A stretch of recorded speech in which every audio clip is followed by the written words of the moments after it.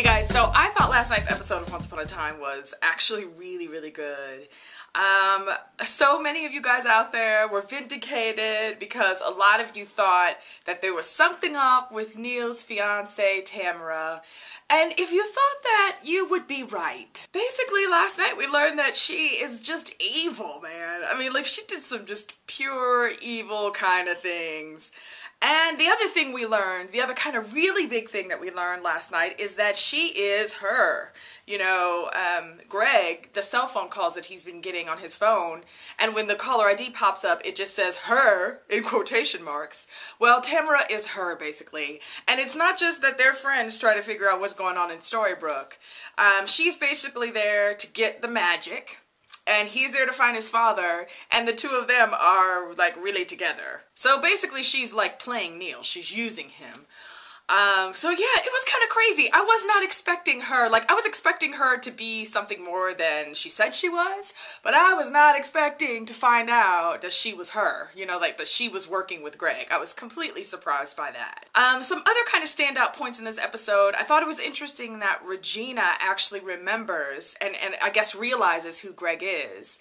Like, she sees him at the diner at one point, and then eventually she shows up at his hotel room. Yeah, she turns around and basically it's just like, hi, Owen, like, I know that you're Owen, and he's just like, well, I'm here for my dad, and boy, you look exactly the same as you looked when I was here when I was a kid. And she tries to use some excuse about, like, exfoliating or something like that, but of course we know that he knows about her and he knows about the magic, so she can't hide. She swears that his dad is gone, but I mean, we don't trust Regina, so we know that dad is locked somewhere in a basement somewhere. So I think it'll be interesting to find out what they've been doing with dad, or actually where he's at, and kind of if his son can rescue him. I think that would be a good thing. So really the kind of central character of this week's episode was August. So there's a flashback and we see him in Hong Kong, back when he starts to turn wood again, basically. He wakes up, his leg's starting to turn wooden. He tries to go to the doctor. Of course, they're kind of like, dude, there's nothing wrong with your leg. And then finally somebody directs him to somebody named the Dragon. So the Dragon guy is obviously magical, and he knows who August is, but he wants $10,000 to fix him, to basically heal him, like turn him human fully, and he would never have to worry about, you know, turning into wood again. But he doesn't have the money, and that's when we realize that something's up with Tamara, because she's in the waiting room waiting to see the dragon also. And the two of them kind of interact a little outside of this place. She kind of flashes the fact that she's got all this cash to pay for, you know, what she wants the dragon to do for her. And so August steals it because he doesn't have any money. And he goes back to the dragon, gets the cure, but, you know, by this time he's really turning wooden. Tamara shows back up again and she steals it back from him. And that's when we really start to get what her goal is, because she goes back to see the dragon and is pretty much just like, I know that this magic is real. I've been looking for this, you know, for a long time, and now that I found it, I need to make sure that nobody else can find it. And so I thought it was a bit odd, right, that she pulls out this taser, right, and then the dragon was just pretty much like, you don't know who I am, and smoke starts to come out of his nose, and I got really excited because I thought we were about to have a showdown, but she, like, ends up, like, tasing him. Like, don't tase me, bro. I mean, so I was just kind of like, I mean, he's like levitating and there's smoke, and I was hoping for a little bit more from the dragon, but apparently he needs to get revved up, and he didn't do it quick enough, so she tases him and she basically kills him. Okay, now flashback to Storybrooke. You know, Mary Margaret's finally gotten up out of bed and ends up in the woods to kind of shoot her little bow and arrow and kind of, you know, get some me time and kind of reflect and figure out what she's gonna do. And she's the one who finds August. He's like living out in the woods in this trailer, and now he is completely wooden. And it was just awesome, like the special effects were. I mean, it was like, he looked amazing. I mean, even though he was wooden, which was not good for him. Special effects wise, thumbs up. And the two of them have this conversation that I just thought it was really interesting, of course, right? Because he's there, he doesn't want anyone to know he's there. She's telling him, like, look, there are people in town who love you, Emma and your father, and he doesn't want to hear any of it. And at one point, he even kind of tries to, like, shut her down. Like, he tells her, like, you wouldn't understand, you don't understand what it is to need redemption, to need forgiveness. And of course we get that, yes, she does need that. And I thought thought it was a really interesting conversation because as she's trying to convince him that there are second chances and that, you know, and that he can have that redemption, you get that she's speaking to herself, that she herself is trying to believe those things and wanting to believe those things. So I thought that was really, yeah, the little parallel was very interesting. Now, back to Tamara, right? Because she's in town because Neil has invited her.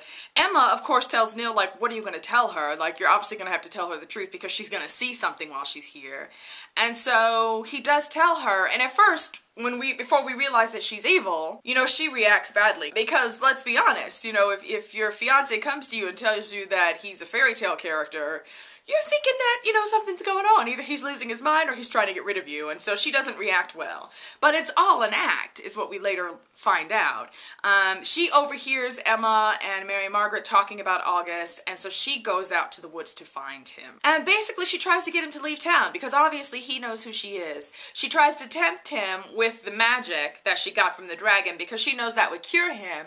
And so it's kind of a trade. She says, if you leave and never come back, you can have the magic. It's in my apartment in New York. And at first you think he's going to do it. Like, he actually gets in the car to go to New York. And something does stop him, and he goes back and tries to warn everyone. Because as he's on his way home, something happens that causes him to realize that she was the one who killed the dragon. And that's when he starts to realize that, you know, the people in town that he loves are not safe. So he goes to the police station, tries to call Emma, and is like, I need to warn you about something. And then sure enough, here comes what's-her-name up behind him.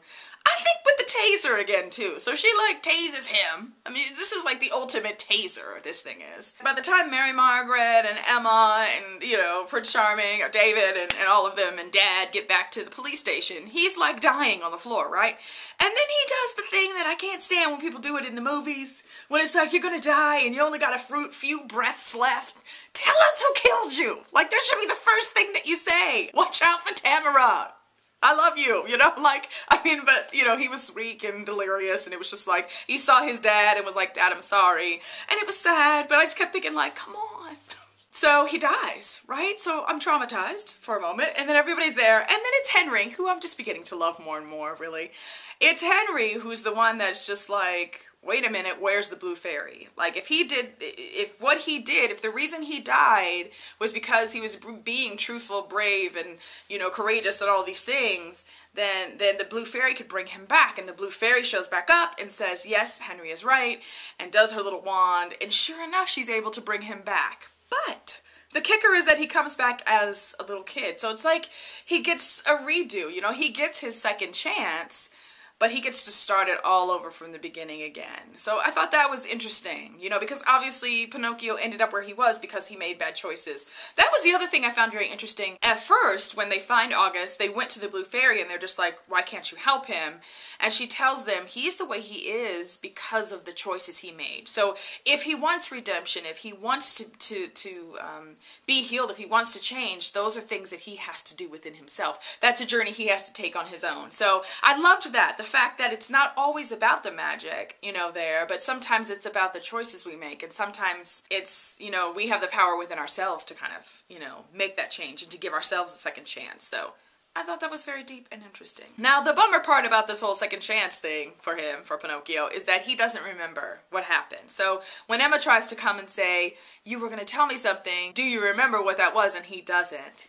Tamara shows up, and so she kind of sees this whole thing, and so Neil thinks that means that now she believes him, that type of thing, but she's evil. Let's talk about Mary Margaret for a little bit. So, yeah, she got out of bed, and you know, she's kind of back to at least doing things outside of the bed, which is a good thing. A couple of interesting scenes for her. One was, there was a point when she and Emma and Geppetto, I can't remember Pinocchio's dad's name, like in the real world, I can't remember his name, but she was bringing them to see August, and he stops them to honestly tell her that he'd lied to her back in the Enchanted Forest about the wardrobe. When he made the wardrobe for Emma to go to this world, he told her there was only space for one when technically there was space for two, because he wanted to save his son as well. He wanted to save August. And so he tells her the truth. He tells her that what he did and how horrible he feels about that. He apologizes. And because he realizes the kind of pressure he put on August and, you know, really why August became who he is to some degree. But as as he's apologizing, Mary Margaret like slaps him. I mean, it was seriously like she like goes dark side for a second and slaps him as he is apologizing. And Emma's just like, Mary Margaret, like, what are you doing? He's saying he's sorry. You know, he feels so bad. He's just kind of like, no, it's okay. And Mary Margaret's like, no, I don't know what's happening to me. So it's almost like, you know, you get like, she went dark side for a second, but it was really almost like she couldn't control it. So that was a little scary. The other cool scene was between Mary Margaret and David at the end when she kind of comes clean to him and tells him about going to see Regina and about her heart being dark and like starting to turn black. And it was just such a beautiful moment, you know, where he just basically tells her like, we're gonna figure out a way to fix it. You know, we're gonna figure out a way, because I think in her head she's thinking, look at August, he got a second chance, but look what it did to him. It completely changed him. I don't want to go that route. And then obviously I don't want to go the like complete dark-hearted route. And so he's telling her like, we're gonna find another way. And she's like, you know, how are you so sure? And he puts his hand over her heart and it's just basically like, I know your heart better than anyone. And I believe that you're good type of thing. And so it was so beautiful, you guys. It was such a beautiful moment. Partly because I think sometimes, you know, like, let's be deep and philosophical for a moment again. Sometimes it is hard to see good, like, in yourself. But it's like when you see it through someone else's eyes, that really can kind of help you believe that it's there. You know what I mean? Like, so it was like he was showing her, like, I see good in you. You are good. You are still Snow White to me. And I'm going to make you believe that, basically. And it was like, that was at the end of the episode. So it was really cool because it gave you hope. Because she looked at him and she really believed that. So that was a really cool little moment. A few other tidbits. We learned just like really quickly that Hook is free. You know, that when Tamara went to Neil's place to get her some stuff before she came to Storybrooke, that basically Hook was gone. So I'm hoping that means we're going to be seeing him soon. Yeah, you guys, that's it. I thought it was a really good episode. I really enjoyed it. I have been hearing, like I was reading today, that the ratings like have been dropping for Once Upon a Time. I mean, they're still like in the like, I think 8 or 9 million, you know, area per episode, but that's pretty low for them. Like, I think this last night's episode dropped by like 2 million viewers, which I don't get because I feel like it's been really good the past couple of weeks. So, people, start watching Once Upon a Time. What's wrong with you? Don't mess around and get my show canceled. I will be very upset. Okay, that is all for now. I will see you guys again soon.